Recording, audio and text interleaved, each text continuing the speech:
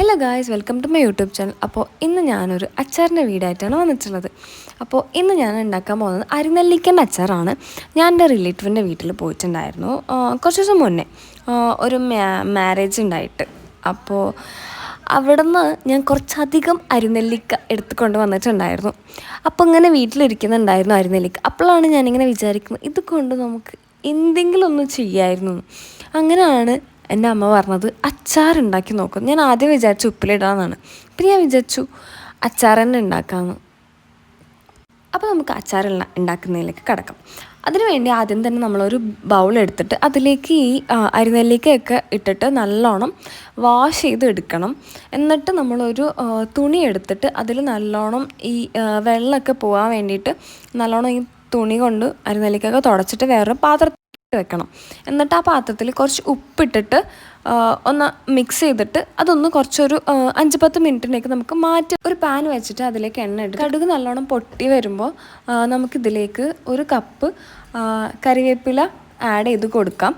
എന്നിട്ട് നല്ലോണം മൂത്ത് വരുമ്പോൾ നമുക്കിതിലേക്ക് ഒരു കപ്പ് ഇഞ്ചി നല്ലോണം ചെറുതായിട്ട് ചോപ്പ് ചെയ്ത് ഇഞ്ചി നമുക്ക് ആഡ് ചെയ്ത് കൊടുക്കാം.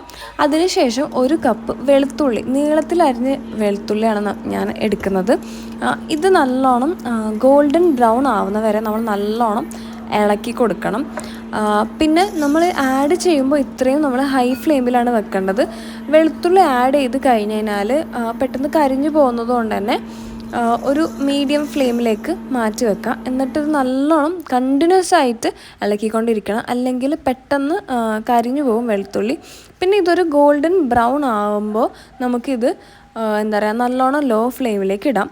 എന്നിട്ട് അതിന് ശേഷം 1 ടേബിൾ സ്പൂൺ മഞ്ഞൾപ്പൊടി, അതേപോലെ തന്നെ 4 ടേബിൾ സ്പൂൺ മുളക് പൊടി, പിന്നെ 4 ടേബിൾ സ്പൂൺ കാശ്മീരി മുളക് പൊടി ഇടാം. നമ്മൾ അരിനെല്ലിക്കേൻ്റെ ക്വാണ്ടിറ്റി അനുസരിച്ച് മുളകും മഞ്ഞളും ഉപ്പൊക്കെ നമുക്ക് വാരി ചെയ്ത് ഇടാം. പിന്നെ നമുക്കിതിലേക്ക് ഒരു കപ്പ് ഉപ്പും കൂടെ ഇടാം. ഒരു 2 ടേബിൾ സ്പൂൺ ഉപ്പ്.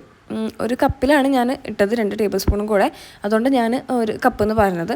അപ്പോൾ അങ്ങനെ അതും ഉപ്പും കൂടെ ആഡ് ചെയ്തതിന് ശേഷം പിന്നെ നമുക്കിതിലേക്ക് ഇച്ചിരി പഞ്ചസാര ആഡ് ചെയ്ത് കൊടുക്കുക, ആ ഫ്ലേവേഴ്സൊക്കെ ഒന്ന് സെറ്റിലാവാൻ വേണ്ടിയിട്ട്.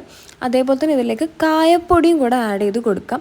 കായപ്പൊടി എന്ന് പറയുമ്പോൾ കായം പൊടി ആയാലും കുഴപ്പമില്ല, കായം വേറെ നോർമൽ കായ ആണെങ്കിലും കുഴപ്പമില്ല, എങ്ങനെയാണെങ്കിലും ആഡ് ചെയ്ത് കൊടുക്കാം. പിന്നെ ഇതിലേക്ക് 2 സ്പൂണ് വിനാഗിരിയും കൂടെ ആഡ് ചെയ്ത് കൊടുക്കാം. പിന്നെ നമ്മൾ ബാക്കിയുള്ള മാറ്റി വെച്ച അരിനെല്ലിക്കയും കൂടെ ഇതിലേക്ക് ഇട്ടിട്ട് മെല്ലെ ഒന്ന് ഇളക്കി കൊടുക്കുക. അപ്പോൾ ഈ ലോ ഫ്ലെയിമിൽ 2 മിനിറ്റ് വെച്ചിട്ട് നല്ലോണം ഇളക്കി കൊടുക്കാം.